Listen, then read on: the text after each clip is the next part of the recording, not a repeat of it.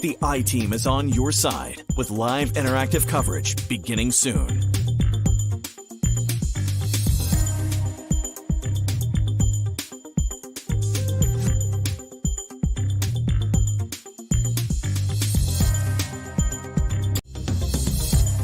The I-Team is on your side right now.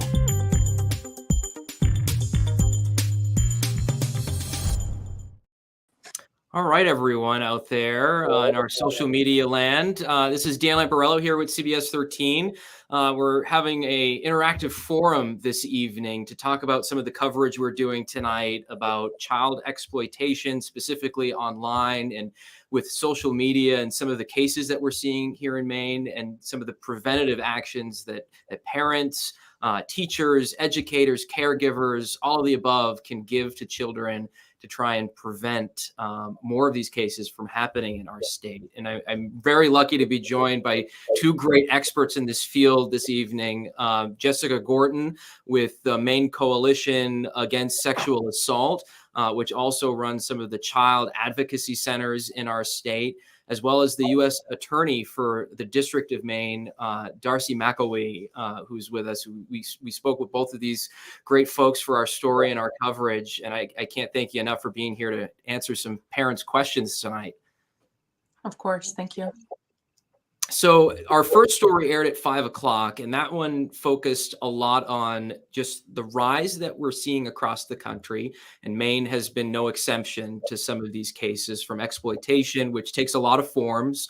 And I know we talked with Homeland Security about specifically sextortion and some of these things that we're seeing on social media, where predators will use some mind games and such to be able to gain the trust of children as young as 13 and upwards through their later teens. And maybe we'll start first. Darcy, could you start with some of the things that you're seeing, what your office is seeing, and the impact that it's having on children? Absolutely. Can you hear me okay? Oh, we can hear you, yes. Great. Yeah, no, what we're seeing is an uptick in the child exploitation cases, which run the gamut from somebody producing or manufacturing sexually explicit children up until people who are, as you described, sextorting, which is contacting them sometimes from out of state, sometimes from overseas, in an effort to get and sexually explicit material, photographs of themselves. First, it starts in that realm and then leads on to send more, and not to send money. And so threatening those because they send crap.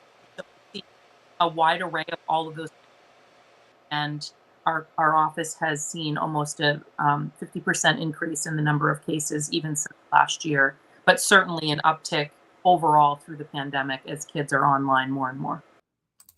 And I want to bring up over here, this is the National Center for Missing and Exploited Children, their website here, and they have their own cyber tip line and reports. And the number that just alarmed me was their online enticement of children for sexual acts, just how steadily these numbers of reports have gone up, with last year hitting more than 80,000 reports. What does that show for just how vulnerable children are right now when using social media or whatever they may be doing on apps and such? What troubles me most is that result, and this is, again, I guess, my personal opinion about what the cause is for the trend, but I think what I've seen from my vantage point is an increase in the number of kids who are online on social media, period. Just because as technology expands, kids become more interested, and it's a way of life now. It's how they communicate. It's a whole new generation of kids who are so comfortable with technology.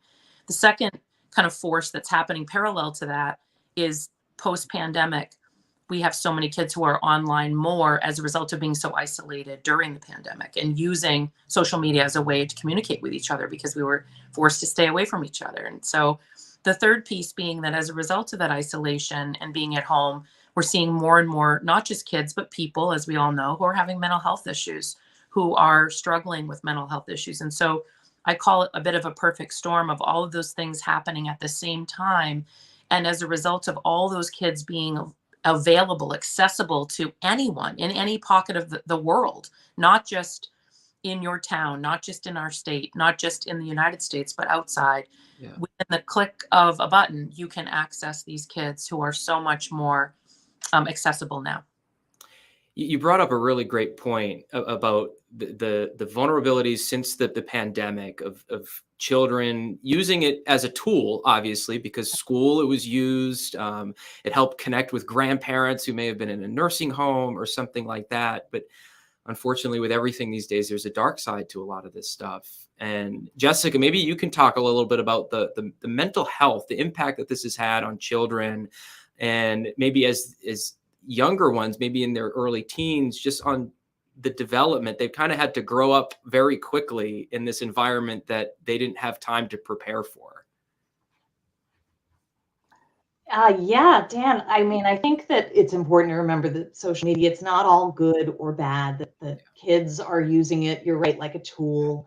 And that for some of them, that connection is really important, especially in a time where we've had these reports come out from the CDC showing how our kids are struggling with their mental health. The Maine Integrated Health Survey that kids take every year is showing similar rises in feeling isolated, feeling like they don't belong in their communities. And so they're going to find other ways to find connection. And the internet is there, it's available, it's easy. As you said, these kids are digital natives. They know how to use the tools, but they might not be aware of all the dangers that are out there for them. And so just making sure that we're communicating with our kids, that this is a great tool and a great place to find connection, but that we have to be careful about how we connect, who we connect to, knowing the person that's on the other end of that line. And I remember the story that we have coming up at 6, it focuses a lot more on how opening up a conversation with your child and building that trust can not only help them be better social citizens online, but it can also help with if they were to become in trouble over a social media app or something and they get themselves in a position that they don't think they can get out of. It builds that trust so they can report it to you or someone that they do trust. Is that right? One of the biggest vulnerabilities for these kids are not having a strong connection with a safe adult. So if you can be a safe adult for your kid, for any kid, that they trust that they can come to you and they can tell you what's going on in their lives, building that relationship over time is what's going to keep them safe in the long term. Darcy, can you talk a little bit about maybe some of the red flags that parents should be looking out for? Are they things like isolation and pulling away, or is that, some parents may think that's just how my kid is acting, but is that a red flag for somebody? I think it's a red flag if you're seeing it in combination with significant periods of time online where there's no supervision of that. And I appreciate that that's really tough to do as a parent or a trusted guardian, but just checking in periodically, even just interrupting briefly to say, what are you looking at online? Who are you talking to online? Are you communicating with someone else? Or putting restrictions on the type of connections your kids or the kids in your life who you're responsible for can have access to.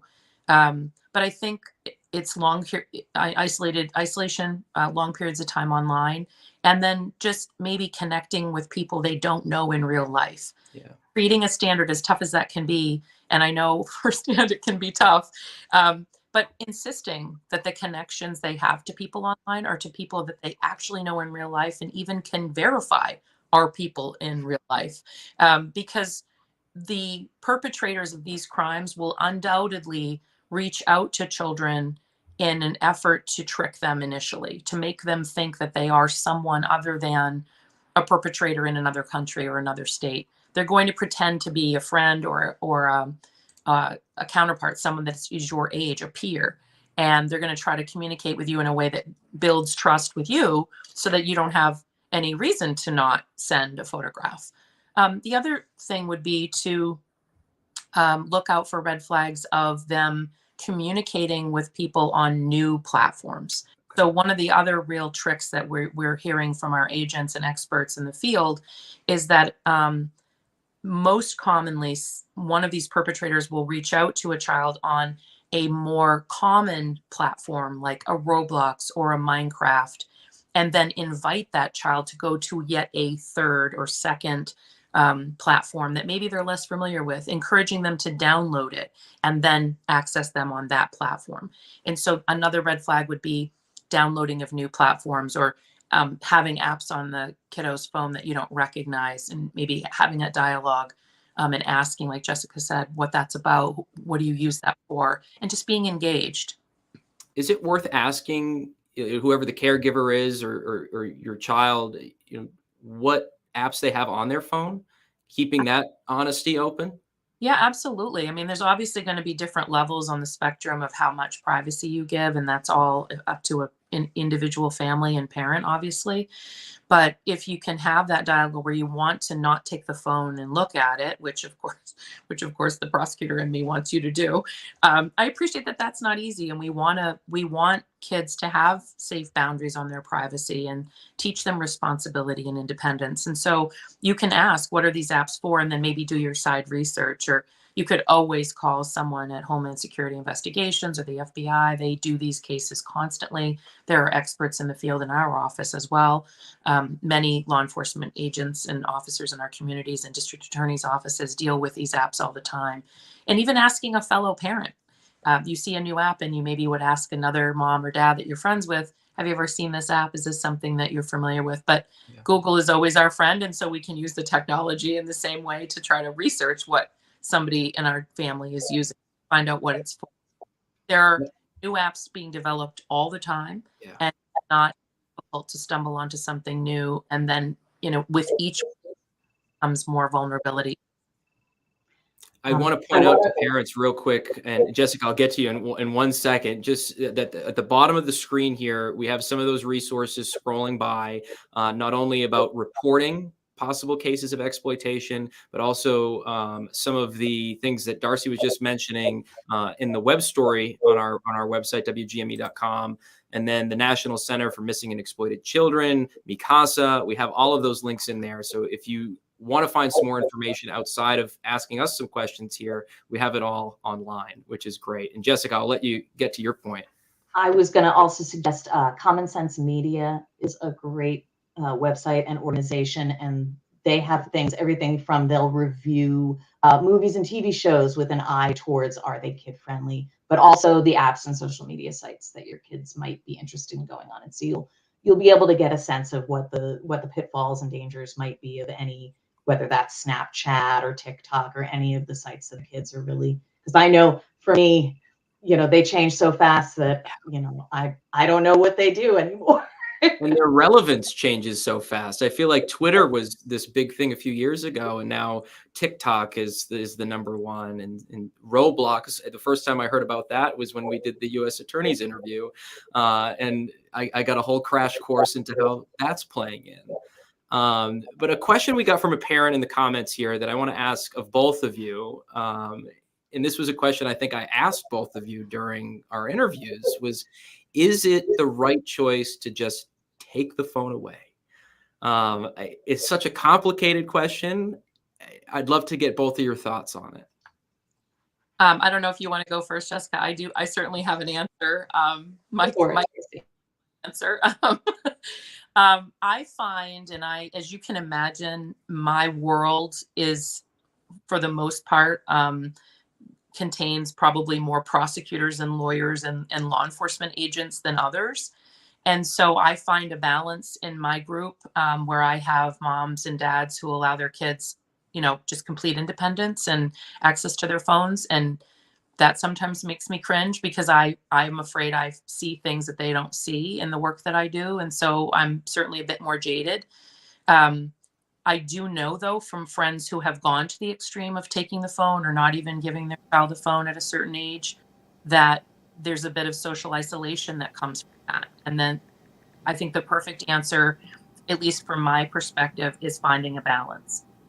Giving your child access to some technology, whether it's supervised or whether it is limited, and then having that open dialogue, that's likely the most healthy and balanced approach. I will say though that there's a certain age where having, unfettered access to technology is necessary to reach before you do that. And so I know there's a lot of programs out there like Wait Till Eighth, and Yeah. encouraging folks to wait till they have some maturity and some experiences under their belt that would give them, the parents some confidence that the kids are safe.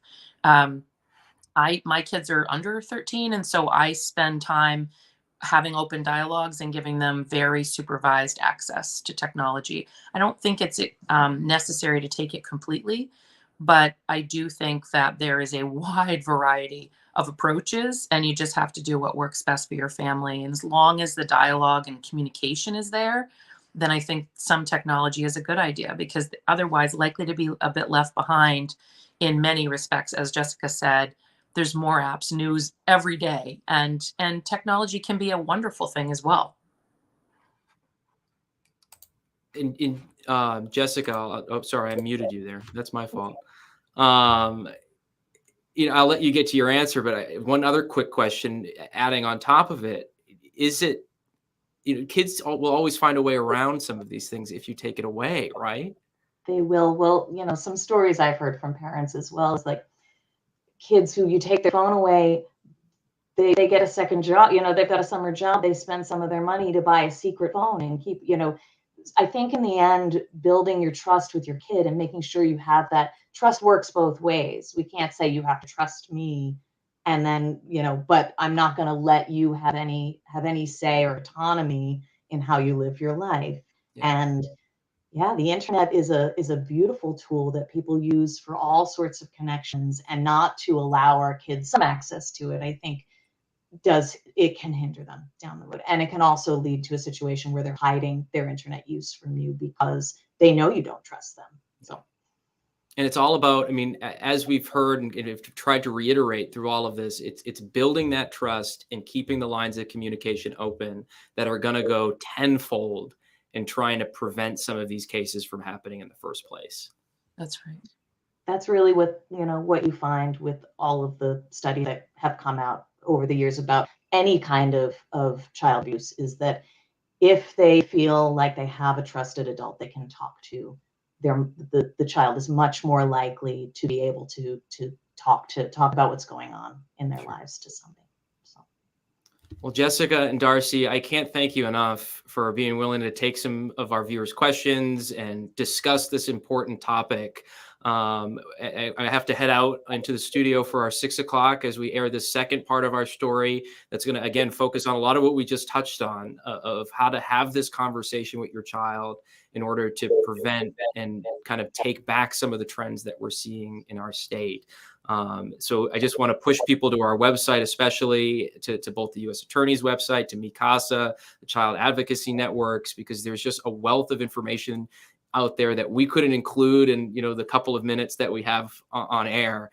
So being able to do this and push people to the other resources out there, I think will be a huge help. So thank you both. I really appreciate it. And I think the parents out there have gotten some important information. Thank you. Thank you so much. Important issue.